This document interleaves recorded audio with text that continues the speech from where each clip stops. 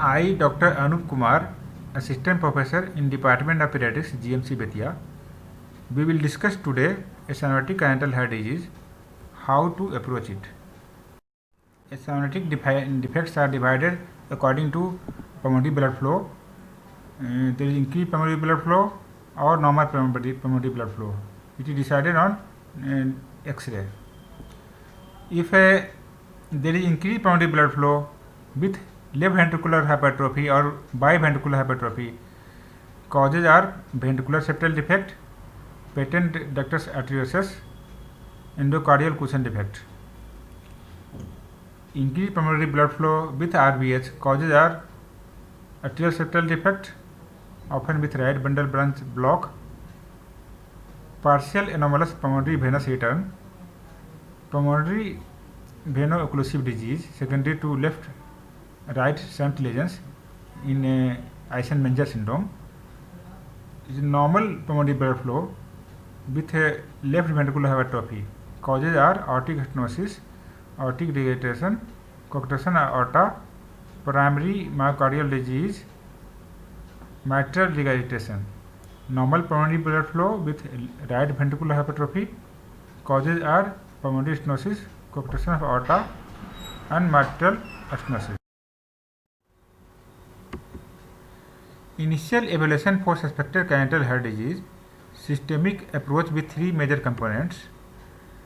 Defects is divided into two major groups based on the presence of stenosis or not. Further subdivided according to whether the chest radiograph shows evidence of increased, normal, or decreased pulmonary vascular markings. Finally, ECG, electrocardiogram, can be used to determine whether right, left, or biventricular hypertrophy exists. It depends upon character of heart sounds, presence and character of any murmurs. Further narrow the differential diagnosis. Final diagnosis is then confirmed by echocardiography, CT scan, MRI, or finally cardiac catheterization.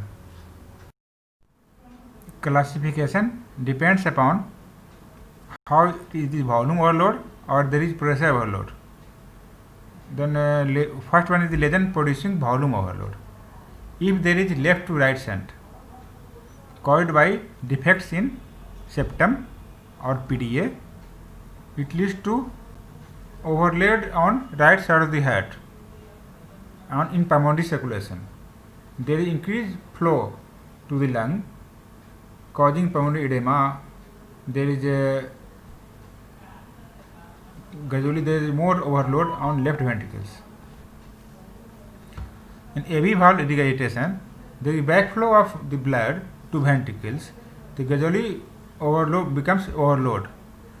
In cardiomyopathies, there is a contractility less in diastole. It could not empty the ventricles during diastole. Gradually leads to increased volume overload. Second one is the lesion causing increase in pressure load. Pulmonary or aortic valve stenosis, coarctation of aorta. In both these cases, there is increased resistance or increased afterload. The pressure is more. Ventricle have to pump very hard to push it through. But there is obstruction in outflow. It causes further pressure load on ventricles. Lesions resulting in increased volume load. Any defect in septum of ventricle or atria, or if there is any channel like PDA, like ventricular septal defect, atrial septal defect, patent ductus arteriosus, or AV canal defect, all these lead to blood flow from left side of chamber to the right side of chamber and gradually flood the lung. There is overflow. In this group, communication exists between systemic and pulmonary side of circulation due to defect in septum. It results in shunting of fully oxygenated blood back into the lungs. And direction and magnitude of shunt depend on how much is the defect size and relative pulmonary and systemic pressure. How much is the pressure on pulmonary side, how much in systemic side, how much is the vascular resistance in pulmonary artery or aorta, and how much is the compliance of the two chamber connected to the defect. Depends upon all these. Lesions resulting in increased volume overload. There is increased volume of blood in the lungs, it causing from right side of the heart, and it gradually leads to decreased pulmonary compliance and increase in the work of breathing. So much blood going into lung, it causes fluid leaking to interstitial space and alveoli and causes pulmonary edema. Pulmonary edema leads to increased work of breathing. The infant acquires the symptoms of heart failure such as tachypnea, chest retractions, nasal flaring and wheezing. Remodeling of the heart is there, leads to dilatation of the heart chamber and lesser hypertrophy due to volume overload. If untreated, pulmonary vascular resistance begins to increase, and by several years of age, the shunt volume will gradually decrease and leads to eventually reversal of right to left shunt in the Eisenmenger physiology. In this, deoxygenated blood or blue blood from right heart side of the heart goes to left side of the heart, leads to gradually cyanosis of the whole body. Lesions resulting in increased pressure load. These lesions characteristics an obstruction to normal flow. There is obstruction due to valvular stenosis or narrowing of aorta. The most frequent are obstruction to ventricular outflow. Because left ventricular outflow obstruction is there, or due to aortic stenosis. In a right side there is a obstruction due to valvular pulmonary stenosis, and coarctation aorta also causes obstruction of the flow. Less common are obstruction to ventricular inflow. There is ventricular inflow is decreased, like tricuspid or mitral stenosis, cor tritium, and obstruction of pulmonary veins. In the case of partial anomalous pulmonary venous connection or total anomalous pulmonary venous connection, cardiac output maintained initially, and the clinical symptom of heart failure will be either subtle or absent unless severe obstruction is there. Compensation predominantly involves hypertrophy, but in the later stages also involves dilatation and progress to ventricular dilatation and heart failure. Lesions resulting in increased pressure load.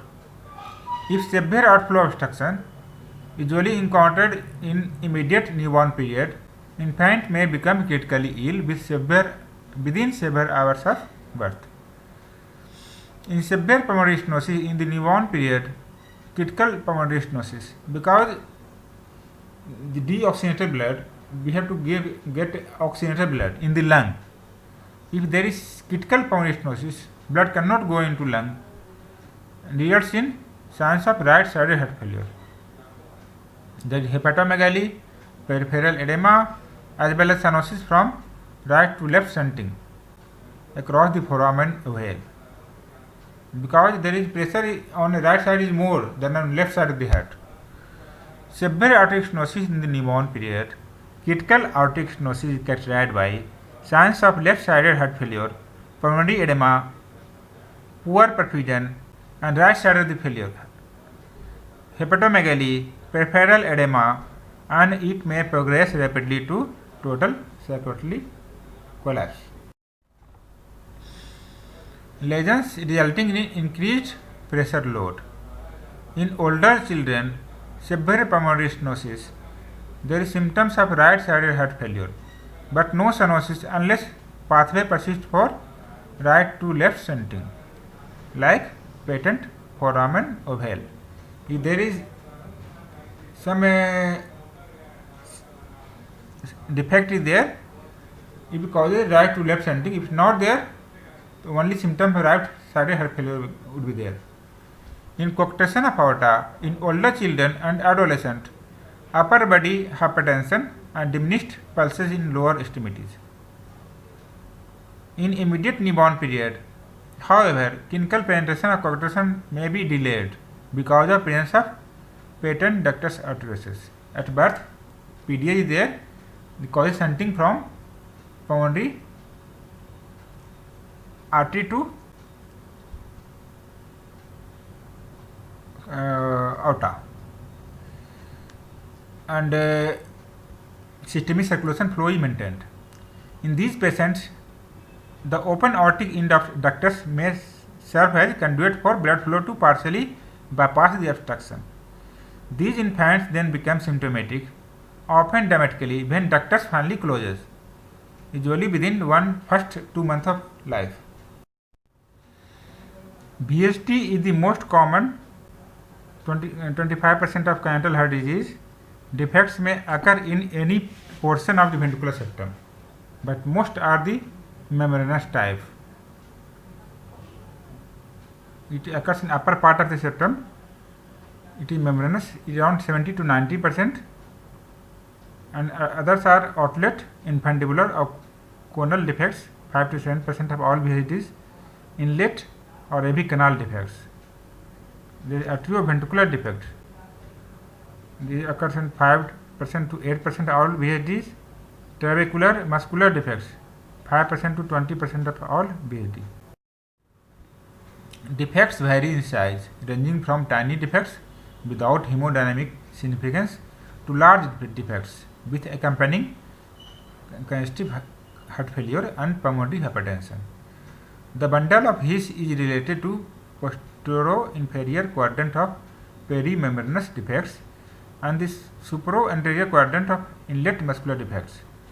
Defects in other parts of the septum are usually unrelated to the conduction tissue. In an infundibular defect, the right coronary cusp of aortic valve may herniate through defect. This may result in an actual reduction of VSD shunt, but may produce aortic regurgitation and cause an obstruction in the right ventricular outflow tract. Clinical manifestations. We have to look for history. With a small VSD, patient is asymptomatic with normal growth and development. With moderate to large VSD, delayed growth and development, decreased exercise tolerance, repeated pulmonary infections, recurrent pneumonia occurs, and congestive heart failure are relatively common during infancy. With long-standing pulmonary hypertension, a history of cyanosis and decreased level of activity may be present. On physical examination, we have to look for murmur. Cardiac finding of small ventricular defect. A regurgitant systolic murmur is best audible at lower left external border. It may be hollow systolic or less than hollow systolic. Occasionally, heart murmur is in early systole. A systole thrill dots may be palpable at lower left external border. The S2 split normally and P2 is of normal intensity. Cardiac finding of a large ventricular septal defect. A classic hollow systolic regurgitant murmur is audible at lower left external border. A systolic thrill is also palpable at the same area, showing in the dot. There is usually mid-diastolic rumble resulting from relative mitral stenosis at the apex. The S2 is narrowly split and P2 is accentuated in intensity. Occasionally, an ejection click may be audible in upper left sternal border vein associated with pulmonary hypertension. The heart murmurs shown without solid borders are transmitted from other areas, are not characteristics of defect. Abnormal sounds are shown in black. Showing inspiration. Infants with small VHDs are well developed and acyanotic. Before 2 or 3 months of age, infant with large VHD may have poor weight gain or show signs of CHF. Cyanosis and clubbing may be present in patients with pulmonary vascular obstructive disease, Eisenmenger syndrome. Because it causes increased pulmonary vascular resistance, irreversible obstructive disease, and right-sided heart failure. A systolic thrill may be present at lower left sternal border. A precordial bulge and hyperactivity are present with large shunt VHD. The intensity of P2 is normal with a small shunt and moderately increased with large shunt. The S2 is loud and single in patients with pulmonary hypertension or pulmonary vascular obstructive disease. A grade 2 to 5 to 6 irrigated systolic murmur is audible at the lower left sternal border. It may be hollow systolic or early systolic. An apical diastolic rumble is present with moderate to severe shunt because of increased flow through mitral valve during diastole.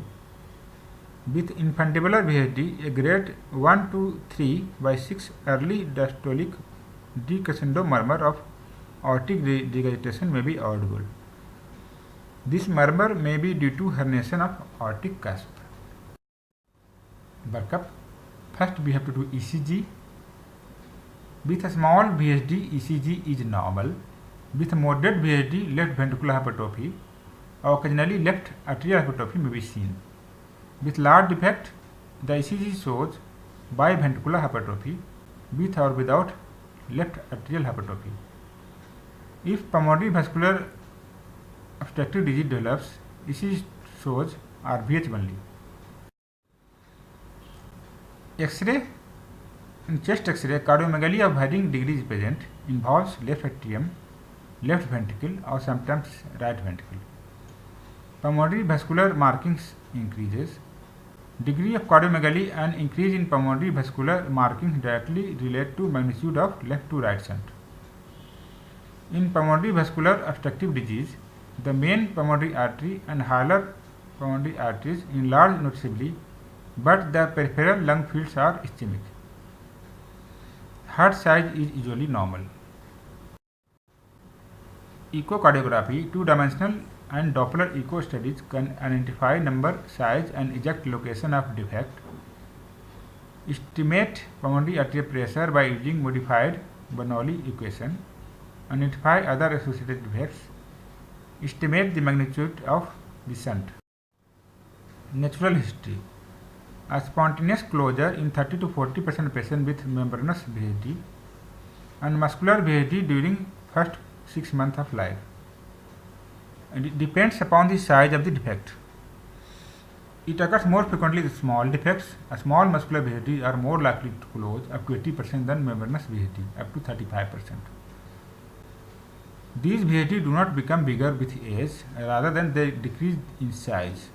However, inlet defects and outlet infundibular defect do not become smaller or close spontaneously.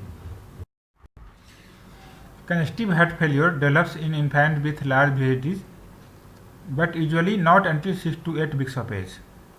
Pulmonary vascular obstructive disease. There is gradually increase in the pulmonary vascular resistance, and gradually it may begin to develop as early as 6 to 12 months of age in patients with large VHDs. It occurs due to increased pulmonary blood flow. It damages the pulmonary artery, but the resulting right to left shunt occurs due to there is increased pressure in right side of the heart due to increased pulmonary vascular resistance. It causes shunt, right to left shunt. It usually doesn't develop until teenage years. Infantibular stenosis may develop in some infants with large defects and results in decrease in magnitude of left to right shunt, and it becomes like a cyanotic tetralogy of Fallot with occasional occurrence of right to left shunt. Infective endocarditis rarely occurs, 1 in 5,000 patients a year.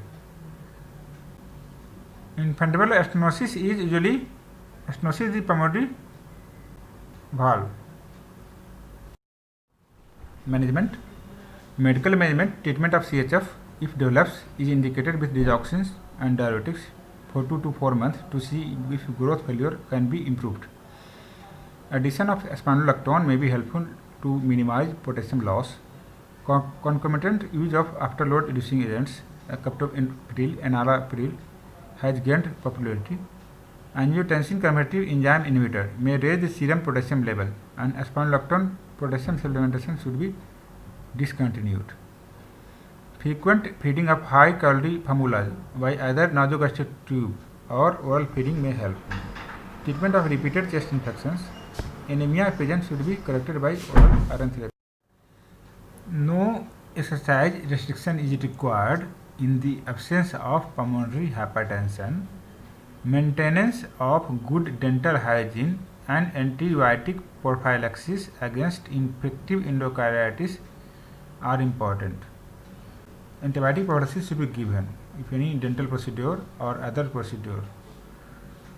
Non-surgical closure of selected muscular VHD is possible using the umbrella device, but this is still in experimental stage.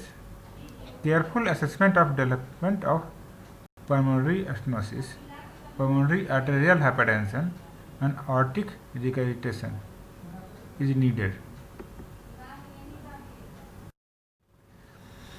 Surgical treatment indications are congestive cardiac failure occurring in infancy, not responding to medical management.